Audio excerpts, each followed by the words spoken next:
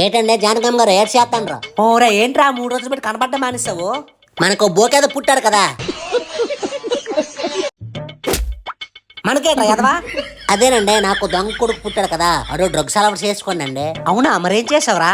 అన్నే రణస్థలం తీసుకెళ్ళానండి. ఎందుకురా, తాయెత్తు కట్టించడానికే? కాదండి బాబు, పెద్ద ఈవెంట్ జరిగింది తెలియదేటి. అవునా, ఎలా జరిగిందిరా? హాయ్ ఫ్రెండ్స్, నేను మీ శ్యాముని. మీకు తెలిసే ఉంటుంది, మన రణస్థలంలో యాంటీ డ్రగ్ ఈవెంట్ అయితే చాలా గ్రాండ్ గా జరిగింది.